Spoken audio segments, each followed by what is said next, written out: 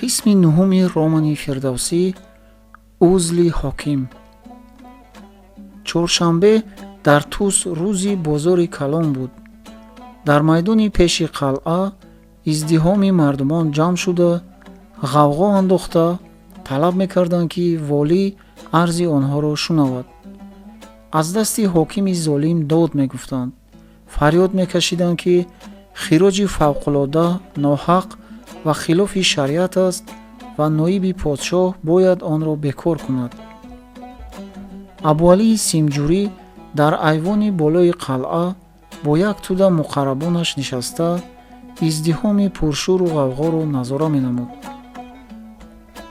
дарвозаи баланди оҳангкӯби қалъа боз шуда аз вай як даста навкарон як бандии нимбараҳнаи даст ба пӯшт бастаро бароварданд.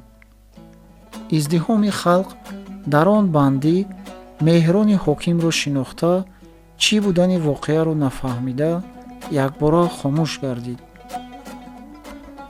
як мансабдори ношинос ки зоҳиран аз наздикони абуалии симҷурӣ буд ба болои суфаи сангини пеши дарвоза баромада бо овози баланд халоиқ гӯён ба издиҳом муроҷиат кард. ин одамро дидед? бандиро ангуштнамо нишон дод. ин меҳрон аст ки то имрӯз ҳокими шумо буд. ӯ ба шумоён бисёр зулм ва ба хазинаи давлат хиёнат кардааст. аз волоҳазрати ноиби подшоҳ ба узл ва ҳабси ӯ фармон содир шуд. золим ва хоин ба зиндон андохта мешавад.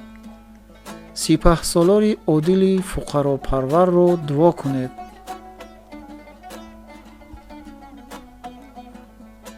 аз издиҳом ҳайёҳӯи шодӣ нидоҳои офарину таҳсин ба унвони волӣ ва лаънату нафрин ба номи меҳрони бандӣ баланд гардид.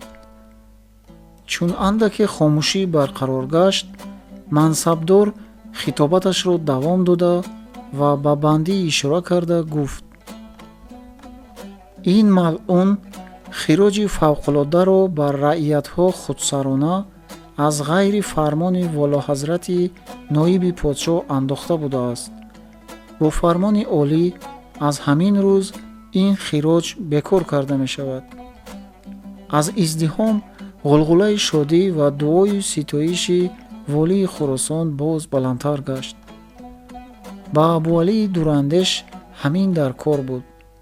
аҳолӣ ӯро дӯст дошта бошанд, то ки ҳар гоҳ ӯ алами исьён барафрозад, ӯро ҳаводорӣ намоянд. ӯ фурсати мусоид мепоид, то ки Хӯросонро аз давлати Сомониён ҷудо карда, худаш амири боистиқлол шавад. гумони Абдулқодири Меҳрон дар бораи ҳамин гуна нияти пинҳонӣ доштани сипаҳсолор беҷо набуд.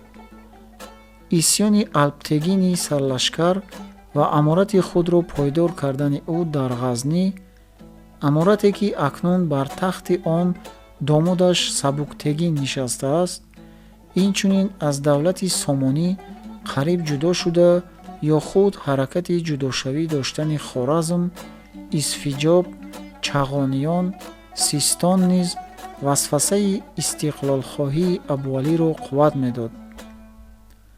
инак сипаҳсолор бо ҳила аввал Меҳронро ба ситонидани хироҷи фавқулода водошт ва акнун он хироҷро бахшида, дар вақти исьёни оянда ба худаш ёрии тусиёнро таъмин кард.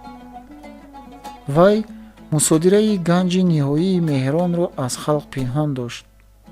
аз мусодира қариб 1 миллион дирҳаму динор ва дигар зарринаю симинаи фаровоне ба даст оварда буд.